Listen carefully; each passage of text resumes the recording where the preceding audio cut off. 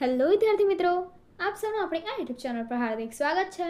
આજે હું લઈને આવી છું ધોરણ 8 વિષય વિજ્ઞાન પાઠ 1 પાક ઉત્પાદન અને વ્યવસ્થાપનમાં સંપૂર્ણ સોલ્યુશન. તો ચલો આપણે આગળ વધીએ. પરંતુ તે પહેલાં જો તમે આપણી આ યુટ્યુબ ચેનલને લાઈક, શેર અને સબસ્ક્રાઈબ ના કરી હોય તો જરૂરથી કરજો. પ્રશ્ન 1. યોગ્ય વિકલ્પ પસંદ કરીને તમારે જવાબ આપવાનો છે. પહેલું, આપણા દેશના જુદા જુદા ભાગોમાં વિવિધ પ્રકારના છોડ ઉછેરવામાં આવે છે. તે અનુસંધાને નીચે પૈકી કયું તારણ યોગ્ય હશે? પહેલું આપ્યું છે ભારત દેશની ભૌગોલિકતા સમાન છે. બીજું, તાપમાન, ભેજ, વરસાદ જેવી આબોહવાકીય પરિસ્થિતિ એક ક્ષેત્રથી બીજા ક્ષેત્રમાં ભિન્ન હોય છે. જવાબ બી, ફક્ત બીજું વિધાન એ સાચું છે. બીજું, આજથી 10,000 વર્ષ પહેલાં માનવી જે જીવન જીવતો હતો તેની સાથે નીચેનામાંથી કઈ બાબત સંકળાયેલ નથી? જવાબ છે ડી, તે સ્થાયી ખેતી કરતો હતો. ત્રીજું, બીજની વાવણી કરવાનું સાધન કયું છે? જવાબ છે સી, સીડ ડ્રીલ. ચોથું, કૃત્રિમ ખાતર, યુરિયા અને કુદરતી ખાતર માટે તો જોઈએ જવાબ બી, છાણિયું ખાતર. 5. કુદરતી ખાતર તેની માટે જવાબ ખાલી જગ્યા પદાર્થ છે જે ખાલી જગ્યા અને પ્રાણીઓના વિઘટનથી પ્રાપ્ત થાય છે. તો જવાબ છે બી, પ્રાકૃતિક અને વનસ્પતિ. 6. ફળ આપતી વનસ્પતિના બગીચામાં પાણી આપવાની સર્વોત્તમ પદ્ધતિ કઈ છે? જવાબ છે એ, ટપક પદ્ધતિ. 7. પાક ઉત્પાદનની મૂળભૂત પદ્ધતિઓ પૈકી કઈ સાચી નથી? જવાબ છે બી, અનાજ વિતરણ. 8. નીચેનામાંથી શામાં અનાજનો સંગ્રહ ન કરી શકાય? જવાબ છે ડી, ભેજવાળી જગ્યામાં. 9. ટપક પદ્ધતિ માટે નીચેના વિધાન પૈકી કયું ખોટું છે? જવાબ છે સી, આ પદ્ધતિમાં પાણીનો વ્યય થાય છે. 10. આપેલ ખેતી પદ્ધતિનો સાચો ક્રમ કયો છે? જવાબ છે ડી, જમીનને તૈયાર કરવી, રોપણી કરવી, સિંચાઈ કરવી અને લણણી કરવી. પ્રશ્ન 2. મને ઓળખો. પહેલું, હું ભૂમિમાં નાઇટ્રોજનના સ્થાપનમાં મદદ કરનાર બેક્ટેરિયા છું. જવાબ છે રાઇઝોબિયમ. બીજું, હું નીંદણનાશક રસાયણ છું. જવાબ છે 2,4-D. ત્રીજું, હું ખેતરને સમથળ કરવા માટે ઉપયોગી સાધન છું. જવાબ છે સમાર. પ્રશ્ન 3. વિધાન ખરું છે કે ખોટું તે તમારી નિશાની દ્વારા દર્શાવવાનું છે. પહેલું, લણણી માટે દાંતરડાનો ઉપયોગ કરવામાં આવે છે. વિધાન સાચું છે. બીજું, કૃત્રિમ ખાતર જમીનની જળધારણ ક્ષમતામાં વધારો કરે છે. વિધાન ખોટું છે.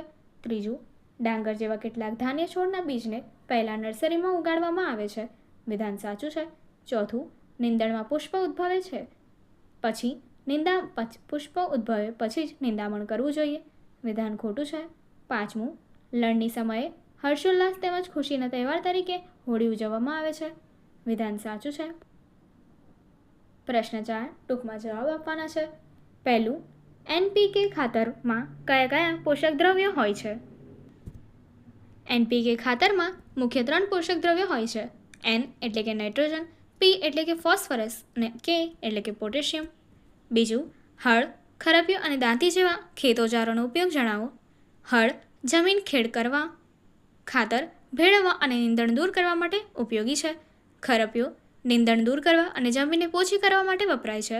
દાંતી ટ્રેક્ટરને પાછળ જોડીને ખેતરની ખેડ ઝડપથી અને ઓછા શ્રમે કરવા માટે ઉપયોગી છે. ત્રીજું, સિંચાઈ એટલે શું? પાકમાં સિંચાઈનું મહત્વ સમજાવો. સમયાંતરે ખેતરમાં પાકને પાણી પૂરું પાડવાની ક્રિયાને સિંચાઈ કહે છે. બીજનું અંકુરણ શુષ્ક જમીનમાં થઈ શકતું નથી, તેથી ભેજ જરૂરી છે. વનસ્પતિના મૂળ દ્વારા પાણીની સાથે પોષક તત્વોનું શોષણ અને વહન સરળ બને છે. તે પાકને અતિશય ઠંડી તેમજ ગરમ હવાથી રક્ષણ આપે છે. 4. જંતુનાશક દવાઓનો છંટકાવ કરતી વખતે કઈ કઈ બાબતો ધ્યાનમાં રાખશો? આ દવાઓ ઝેરી હોવાથી છંટકાવ કરતી વખતે પોતાનું નાક અને મુખ કપડાથી ઢાંકી રાખવું જોઈએ. હવાની જે દિશા હોય તે જ દિશામાં છંટકાવ કરવો, જેથી દવા ઉડીને શરીર પર ન આવે. દવાના છંટકાવ પછી હાથ પગ સાબુથી બરાબર સાફ કરવા જોઈએ. 5. શિરીષભાઈના ખેતરમાં પાકની સાથે બિનજરૂરી વનસ્પતિ ઉગી નીકળી છે. તેને દૂર કરવા શું કરવું જોઈએ? પાકની સાથે ઉગી નીકળતી આવી બિનજરૂરી વનસ્પતિને નીંદણ કહે છે. ખુરપી અથવા ખરપિયા જેવા સાધનની મદદથી નીંદણને મૂળમાંથી ઉખાડી લેવું જોઈએ. પાક વાવતા પહેલાં હળ ચલાવીને નીંદણ નાશ કરી શકાય અથવા 2,4-D જેવા નીંદણનાશક રસાયણોનો યોગ્ય માત્રામાં ખેતરમાં છંટકાવ કરવો જોઈએ. મારા વહાલા વિદ્યાર્થી મિત્રો, તમે આ જે વિડીયો જોઈ રહ્યા છો તેને થોડું આમ નીચે કરવાનું થશે, અને એ આપણે ચેનલ જે છે એ મિત્રો ખાસ તેને સબસ્ક્રાઇબ કરી અને બાજુમાં જે હાઈપનું બટન આપેલું છે તેના પર એક વખત સિમ્પલી ક્લિક કરી દેવાનું છે. ક્લિક કરશો એટલે તમને જે હાઈપનું હોય એ ઓપ્શન આપશે, તેના પર તમારે એક વખત મિત્રો હાઈપ આપવાની થશે. 6. તમારા ઘરમાં અનાજનો સંગ્રહ કઈ કઈ રીતે કરવામાં આવે છે? અનાજને બરાબર તડકામાં સુકાવીને જંતુરહિત કરી ધાતુના મોટા પીપળા કે કોઠીમાં ભરવામાં આવે છે. અનાજમાં લીમડાના સૂકા પાન મૂકવામાં આવે છે, જેથી કીટકો કે સૂક્ષ્મજીવો ન પડે. મોટા જથ્થામાં સંગ્રહ માટે પારાની ગોળીઓ અથવા યોગ્ય રાસાયણિક દવાનો ઉપયોગ કરાય છે. 7. બે છોડ વચ્ચે યોગ્ય અંતર હોવું આવશ્યક છે. સમજાવો. તેનાથી છોડને સૂર્યપ્રકાશ, પોષક તત્વો અને પાણી પૂરતા પ્રમાણમાં મળી રહે છે. છોડ વચ્ચે ગીચતા થતી અટકે છે. દરેક છોડનો વિકાસ યોગ્ય રીતે અને તંદુરસ્ત થાય છે. પ્રશ્ન 5. તફાવત આપો. રવિ પાક અને ખરીફ પાક. તો જોઈએ પહેલા રવિ પાકમાં. આ પાક શિયાળાની ઋતુમાં ઓક્ટોબરથી માર્ચમાં લેવામાં આવે છે. આ પાકને સામાન્ય રીતે ઓછા પાણીની જરૂર પડે છે. ઉદાહરણ તરીકે ઘઉં, ચણા, રાઈ અને વટાણા. ખરીફ પાક. આ પાક ચોમાસાની ઋતુમાં જૂનથી સપ્ટેમ્બરમાં લેવામાં આવે છે. આ પાકને વધુ પ્રમાણમાં પાણીની જરૂર પડે છે. ઉદાહરણ તરીકે ડાંગર, મકાઈ, કપાસ અને મગફળી. બીજું, ફુવારા પદ્ધતિ અને ટપક પદ્ધતિ વચ્ચે તફાવત. ફુવારા પદ્ધતિમાં આ પદ્ધતિમાં પાણી ફુવારા દ્વારા વરસાદની જેમ છોડ પર છાંટવામાં આવે છે. તે અસમથળ, ખાડા ટેકરાવાળી અને રેતાળ જમીન માટે વધુ ઉપયોગી છે. આમાં પાણીનો વ્યય ઓછો થાય છે, પણ બાષ્પીભવન વધુ થઈ શકે છે. ટપક પદ્ધતિ. આ પદ્ધતિમાં પાણી છોડના મૂળમાં ટીપે ટીપે ટપકા દ્વારા આપવામાં આવે છે. તે બગીચા અને ફળ આપતી વનસ્પતિ માટે સર્વોત્તમ પદ્ધતિ છે. આમાં પાણીનો સહેજ પણ વ્યય થતો નથી. પાણીની અછતવાળા વિસ્તારમાં તે વરદાનરૂપ હોય છે. આગળ પ્રશ્ન 6. માંગ્યા મુજબ જવાબ આપવાના છે. પહેલું, બીજમાંથી ક્ષતિયુક્ત બીજ અલગ કરવાની પ્રવૃત્તિનું વર્ણન કરો. સાધન સામગ્રી તમને અહીં આપી છે. 1 બીકર પાણી, ઘઉં અથવા ચણાના બીજ, ચમચી. પહેલું, સૌપ્રથમ 1 બીકર લો અને તેને અડધું પાણીથી ભરી દો. બીજું, તેમાં 1 મુઠ્ઠીભર ઘઉં અથવા ચણાના બીજ નાખો. ત્રીજું, પાણીને ચમચી વડે બરાબર હલાવો અને થોડો સમય સ્થિર થવા માટે મૂકી રાખો. અવલોકન. થોડીવાર પછી જોવા મળશે કે કેટલાક બીજ પાણીના તળિયે બેસી જાય છે, જ્યારે ક્ષતિયુક્ત બીજ પાણીની સપાટી પર તરવા લાગે છે. નિર્ણય. ક્ષતિયુક્ત બીજ અંદરથી પોલા હોવાને લીધે હલકા સપાટી પર તરવા લાગે છે. હલકા શકાય છે, તેથી તે પાણી પર તરે છે. આ રીતે સારા બીજમાંથી ક્ષતિયુક્ત બીજ સરળતાથી અલગ કરી શકાય છે. ત્યારબાદ બીજો પ્રશ્ન. પાક પર ખાતરની અસર દર્શાવતું પ્રયોગનું વર્ણન કરો. હેતુ. પાકની વૃદ્ધિ પર કુદરતી અને કૃત્રિમ રાસાયણિક ખાતરની અસર તપાસવી. સાધન સામગ્રી. મગ અથવા ચણાના બીજ 3 સરખા કદના ગ્લાસ કે કુંડા, ABC અને માટી, છાણિયું ખાતર, યુરિયા, કૃત્રિમ ખાતર અને પાણી. આકૃતિ તમે અહીં જોઈ શકો છો. પદ્ધતિ. પહેલું, 3 સરખા ગ્લાસ લો, તેના પર A, B અને C માર્ક કરો. બીજું, ગ્લાસ Aમાં થોડી માટી લઈ તેમાં થોડું છાણિયું ખાતર ભેળવો. ત્રીજું, ગ્લાસ Bમાં તેટલી જ માટી લઈ તેમાં થોડું યુરિયા ખાતર ભેળવો. ચોથું, ગ્લાસ Cમાં માત્ર માટી લો, તેમાં કોઈ ખાતર નાખવું નહીં. પાંચમું, હવે ત્રણેય ગ્લાસમાં મગના સરખા અંકુરિત બીજ રોપો અને રોજ સરખા પ્રમાણમાં પાણી આપો. 7 થી 10 દિવસ પછી છોડની વૃદ્ધિ જુઓ. અવલોકન. ગ્લાસ B યુરિયા ખાતરમાં છોડની વૃદ્ધિ સૌથી ઝડપી અને શ્રેષ્ઠ થાય છે. ગ્લાસ A છાણિયા ખાતરમાં છોડની વૃદ્ધિ સારી થાય છે, પણ B કરતાં ઓછી છે. ગ્લાસ Cમાં ખાતર વગરમાં છોડની વૃદ્ધિ સૌથી ધીમી જોવા મળે છે. નિર્ણય. કુદરતી અને કૃત્રિમ ખાતર આપવાથી પાકની વૃદ્ધિ સારી થાય છે. કૃત્રિમ ખાતર ચોક્કસ પોષક તત્વોથી ભરપૂર હોવાથી તે ખૂબ ઝડપી વૃદ્ધિ આપે છે. પ્રશ્ન 7. વર્ગીકરણ કરો. નીચેના ગુણધર્મોને આધારે કુદરતી અને કૃત્રિમ ખાતરમાં વર્ગીકરણ કરવાનું છે. પહેલું, આ પ્રકારનું ખાતર એક પ્રાકૃતિક પદાર્થ છે. કુદરતી ખાતર. આ ખાતરથી જમીનને સેન્દ્રિય પદાર્થો પ્રાપ્ત થતા નથી, તો જવાબ છે કૃત્રિમ ખાતર. આ ખાતરથી ફાયદાકારક સૂક્ષ્મજીવોમાં વધારો થાય છે. જવાબ છે કૃત્રિમ ખાતર. આ પ્રકારના ખાતરથી જળ પ્રદૂષણ થાય છે. જવાબ છે કૃત્રિમ ખાતર. આ ખાતરથી જમીનના બંધારણમાં સુધારો થાય છે. જવાબ છે કુદરતી ખાતર. આ પ્રકારના ખાતરનું નિર્માણ કારખાનામાં થાય છે. જવાબ છે કૃત્રિમ ખાતર. પ્રશ્ન 8. વૈજ્ઞાનિક કારણ આપો.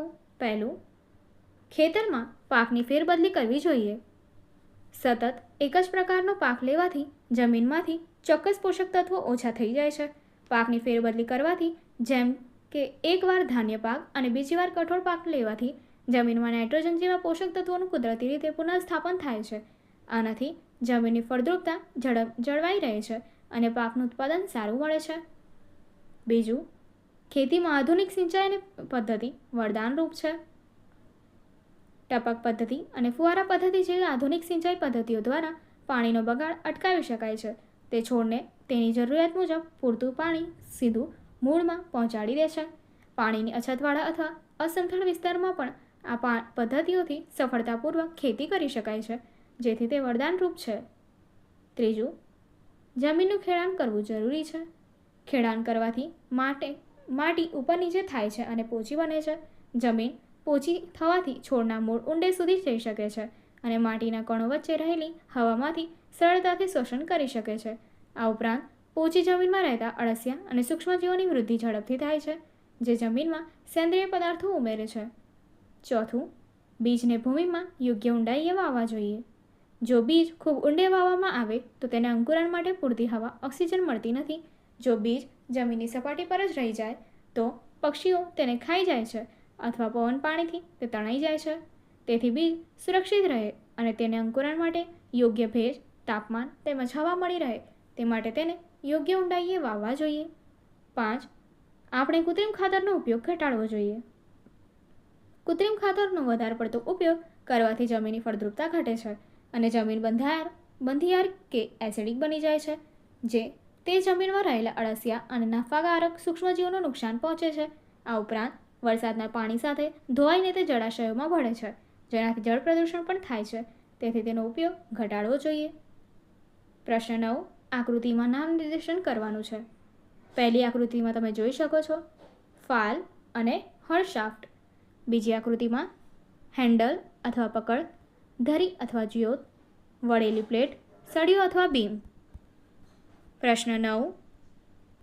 ચિત્ર જોઈને તમારે બોક્સમાં સિંચાઈની પરંપરાગત પદ્ધતિનું નામ લખવાનું છે. પહેલા ચિત્ર માટે તમને આપ્યું છે મોટર. બીજા ચિત્ર માટે તમને આપ્યું છે ચેન પંપ. ત્રીજા ચિત્ર માટે આપ્યું છે તમને ઢેકલી. ચોથા ચિત્ર માટે રટ. પ્રશ્ન 10. ક્ષેત્રીય મુલાકાત. તમારા નજીકના ખેડૂતની મુલાકાત લઈ નીચેના મુદ્દાઓની ચર્ચા કરો અને નોંધ લખો. તમે કયા ખેત ઓજારોનો ઉપયોગ કરો છો? અહીં આપ્યું છે ટ્રેક્ટર, હળ, દાંતી, વાવણીઓ અને ખુરપી. તમે કયા પાકની રોપણી એટલે કે વાવણી કરો છો? ઘઉં, બાજરી, કપાસ, ડાંગર અને મગફળી. તમે પાકને કયું ખાતર આપો છો? છાણિયું, કુદરતી ખાતર તેમજ કૃત્રિમ ખાતર. તમે નીંદણ દૂર કરવા શું કરો છો? ખુરપી કે કોદાળી વડે? ત્યારબાદ તમે પાકનો સંગ્રહ કેવી રીતે કરો છો? કોથળાઓમાં અથવા ધાતુઓના મોટા પીપળામાં. પ્રશ્ન 11. સિંચાઈના સ્ત્રોત આધારે તમારે જોડકા જોડવાના છે. પહેલું આપ્યું છે તમને તળાવ, તો એની માટે આવશે ચિત્ર બી. ત્યારબાદ તમને આપ્યું છે બીજું ડેમ એટલે કે બંધ, તો એની માટે આવશે ચિત્ર ડી. ત્રીજું આપ્યું છે તમને નહેર એટલે કે કેનાલ, તો એની માટે આવશે ચિત્ર એ. ચોથું આપ્યું છે તમને કૂવો, તો એની માટે ચિત્ર આવશે એફ. પાંચમું આપ્યું છે તમને નદી, તો એની માટે ચિત્ર આવશે સી. અને ત્યારબાદ છેલ્લે છઠ્ઠું આપ્યું છે તમને બોર કૂવો, તો એની માટે ચિત્ર આવશે ઈ. આગળ નીચેનો ફકરો વાંચી તેના આધારે પ્રશ્નના ઉત્તર આપવાના છે. તો ચાલો જોઈએ. નીરુ અને નૂતન બંનેના પિતા ખેડૂત અને પાછી તેઓની મિત્રતા ખૂબ પાકી.